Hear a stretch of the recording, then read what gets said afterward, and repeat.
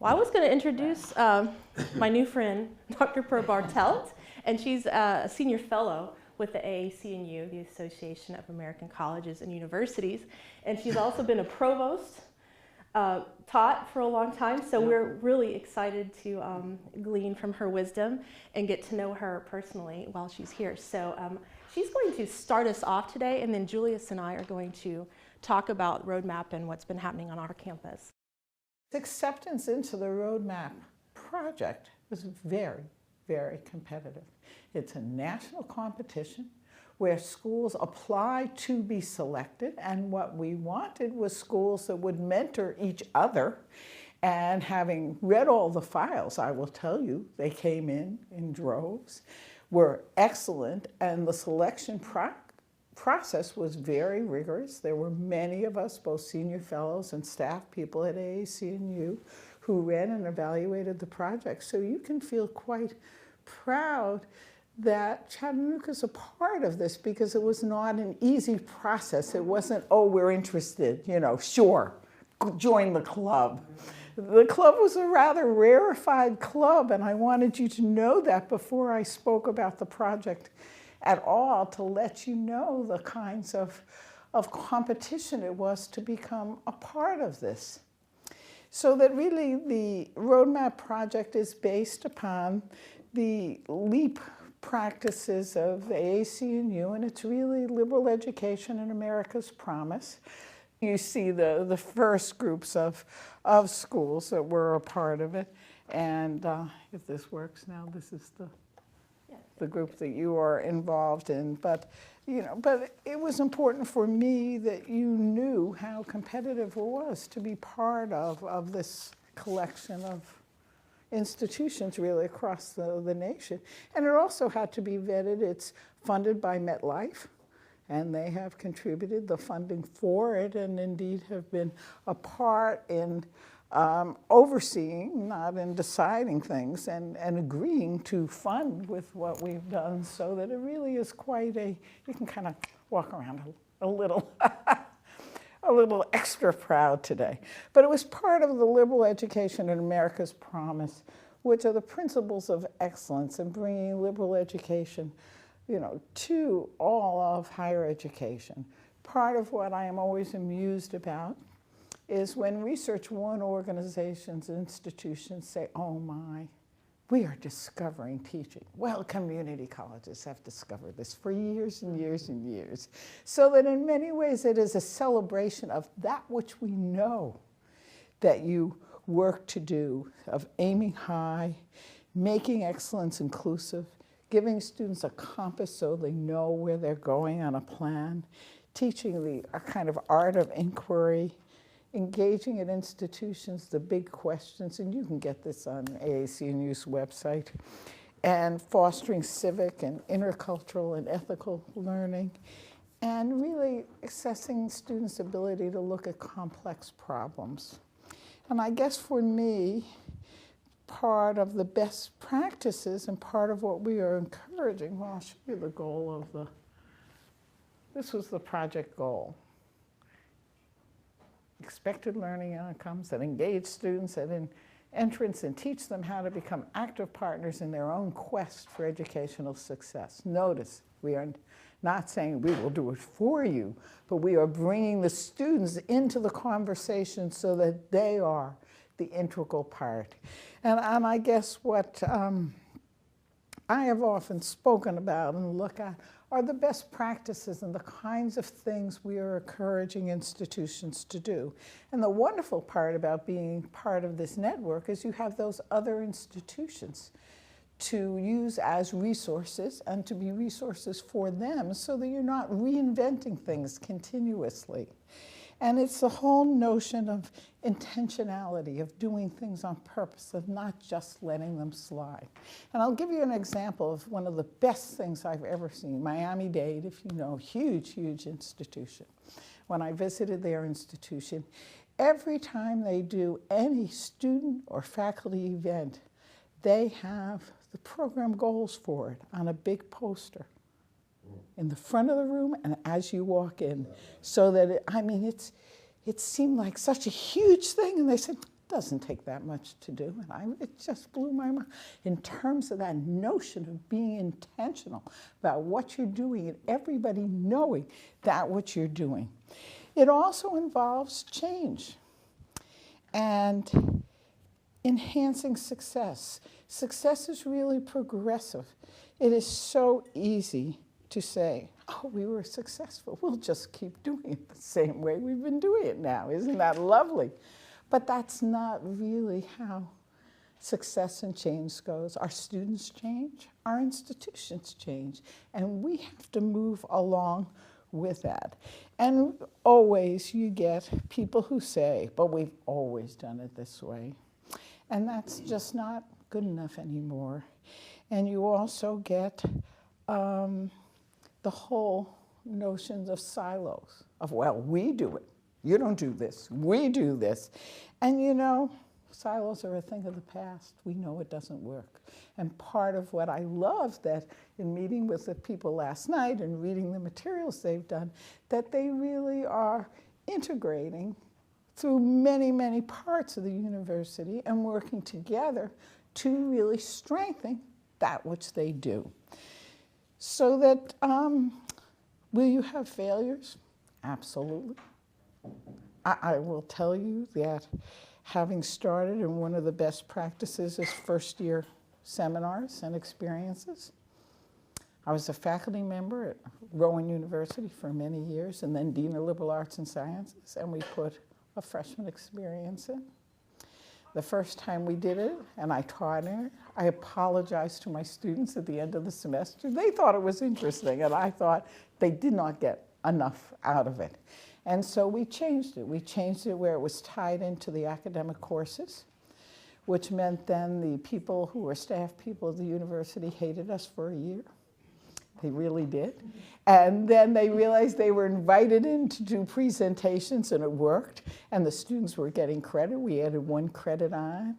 And we showed with a pilot, and pilots are important. You don't just put things in whole hog because then you never know whether they're working. And now every student at that university to this day, and this was many years ago, takes a first-year experience course.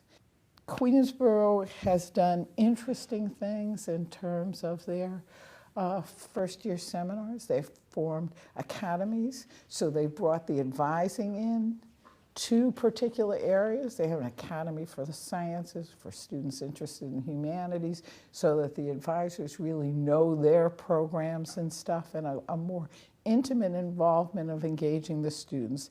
And the whole goal of the project is really doing what is best for the students. And it's very hard because it means for all of us, we have to leave our egos at the door. And sometimes they have very big egos and they want to just run in the doors. To give you some other examples, Lane Community College has done mandatory orientation, advising, mandatory advising, early learning systems.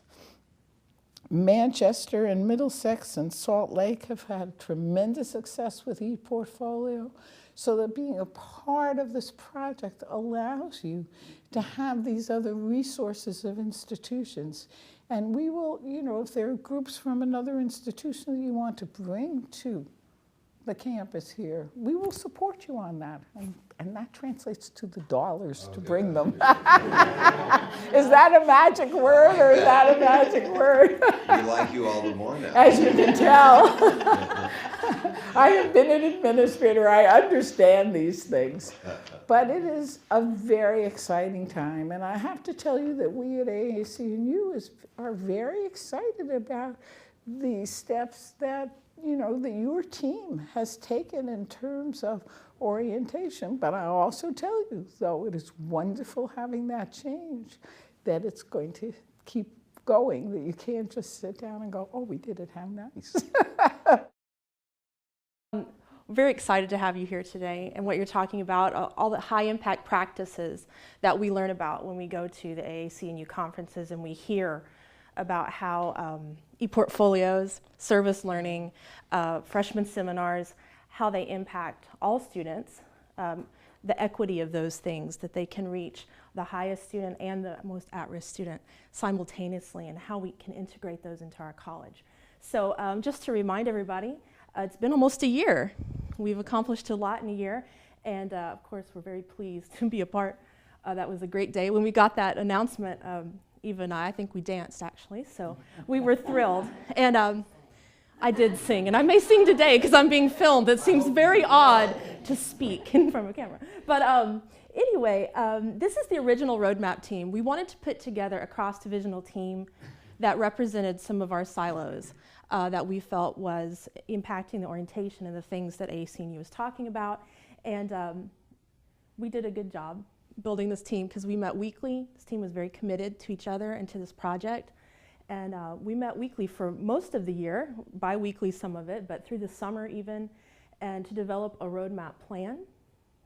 I'm not going to go to each picture, but we attended 2 national conferences. We stayed in dorms for a week, and that was fun. Fun. Sheila was particularly fun. She's a hoot.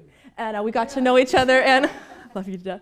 And we got to know each other and work together. We were put in basically a cohort of like community colleges that were also working on similar projects, learning from each other, presenting to each other, thinking out loud, accepting their criticism. Have you thought about this? We tried that. That type of interaction has been really important for us. And one of the things I think especially Michelle came away with was we need a student success definition. What we found out that what my definition of student success was as a professor was very different from what student success definition was across the campus in different pockets. And so we created a definition that is long, but we are committed to. It's for us, it's not for students. We obviously have a shortened version, but I've included the longer version here. We wanted to affirm the different parts of our campus that interact with students, and the student interaction. The idea that the student is a part of this process. They have to be brought into it. They have to be interested in their own success and motivated, and how they play that role. And so we can talk about those things. We developed a roadmap plan, and our plan is to develop a first-year experience strategically, one that fits us based on other things we're learning and hearing, and the lessons learned at other campuses, our own lessons that we've learned on our campus, what's worked and what hasn't worked, and to be creative, to think outside the box, and to challenge ourselves to do something great.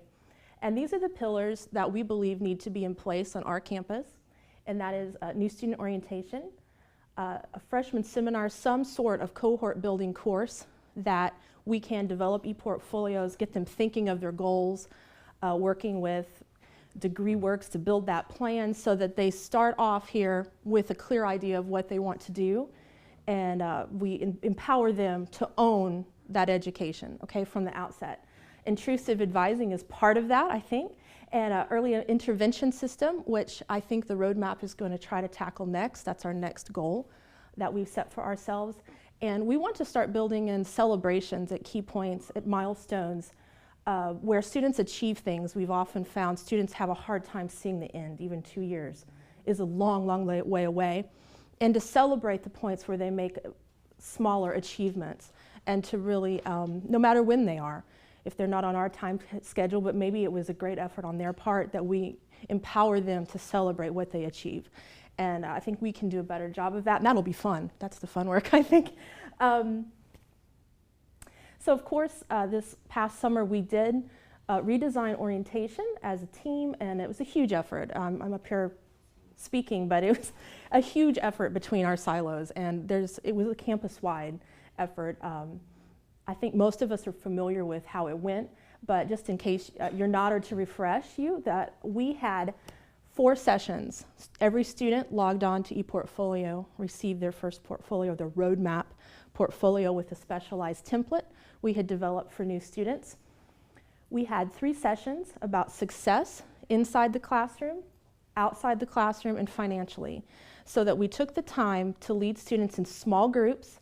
They selected their divisions of interest, so hopefully we believe that they met who are likely to be their fellow peers, that they're likely to start their first day of courses with, so that they don't begin their first day alone and intimidated, but empowered and recognizing a few faces. Important, we're just now running those numbers, how successful those were. We have some really positive things we think we're going to be able to report. We're waiting for final grades to come in before we jump up and down, so we're kind of holding our breath, but midterm grades looked great and looked good, and I think we've made an impact. And so we are tracking these students to see if that mattered and what we can do better. You know, really look at it and study what we do and be intentional with what we do in this important process. And I think I'm going to let Julius talk about our next efforts here that we're going to tackle, our second pillar with early intervention. When a faculty member actually goes in self-service banner, there's a button that says faculty feedback. So when they click that button, it takes them then to this screen. And basically what it does is that it allows a faculty member in one space to see their complete class roster.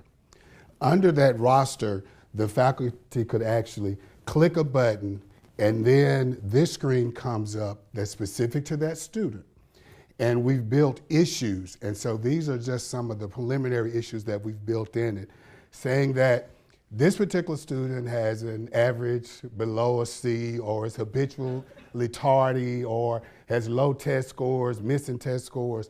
For the presentation, we actually checked this student has low test scores. So once that is checked, then there's a recommendation that goes along with that specific issue. And the recommendation is that that student now visit the tutoring center. Well, the backside of that says once these things are clicked, then an email actually goes out to the student, and that email looks like, help me Amanda, where is it? Okay. This would be the output.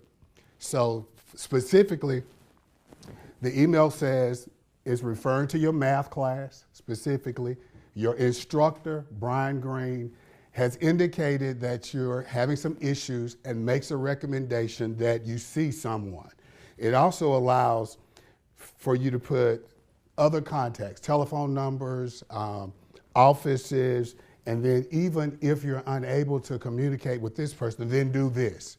And so for every issue that goes out, that student now receives this email. So we had about 12 issues and about 12 recommendations. So whatever the match is, that specific email goes out to that specific student. One of the things that we will work on is what happens when that student, for example, this letter says for that student to go to the math lab. When that student arrives at the math lab, then we need to get information back that that student has registered or been in the math lab, so now we can communicate back to that faculty to say, hey, Lucretia, what was her name? Alice has now committed and done exactly what you've asked her to do. So basically what it's done is taking all of that work or that follow-up away from that individual faculty, referring them somewhere, and then reporting back to that faculty that it's actually happened. Much better way to do it, because it won't happen the other way. Right. We know that. We've proven it. Right. Right. So we've been in communication with Walter State. They actually have all of their students in this process. Now we have the ability to only monitor a specific group of students, or we can do the whole student population. That's basically up to us how we want to do this. Now when you send that email, Julius, does a copy of that go to the math center? Yes, it does. For every communication that's sent out, that specific person or that specific area gets a notification to expect this student.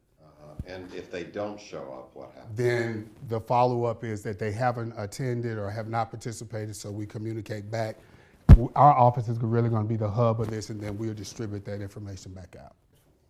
We can actually devise what these say. We are actually in control of constructing these issues and recommendations, so they can say things like stopped attending, right? Okay, so we can do some of that. We believe we have some volunteers to pilot this, try this out that have committed to that. Dawn and I are one of them, and I don't think we'll have a problem getting that done. I'll do it. I know, excellent. And I think what we need to do is show the loop, not just pilot the faculty reporting in, but pilot what happens when a faculty does that work, that a faculty member can see that something happened. Yes, if we don't get that piece of it, that's what we've never had, and it's not from a lack of effort. It just hasn't been done as well as possible. And so, It's left a lot of faculty with the belief that nothing was done. well, and that's my own personal feeling about what happened, and it was very time consuming, and it felt purposeless to me personally, and I tried, I mean, I believe in helping the students, so it wasn't a lack of passion on my part, but I also think that if faculty see things happening and that wheels are set in motion and the support issues take over, if Dawn and I share the same student, we teach very different courses, but we often share students. If I flag a student, she flags a student, a third person flags a student, we don't know that about each other yet. If we could give that information to one central location where they receive one phone call and deal with all those issues together, instead of all of us piecemealing, it makes a lot of sense. And if we do that, I believe the adjuncts will come on board, because the adjuncts are as concerned about the quality of student learning and all of the failure. They're disheartened as well. So if that started happening, I don't believe the adjunct would be an issue. I think they would be supportive of it if they felt like they could do this and help was on the way. So that's what we're working on. We need your support to do that. It's a big project, big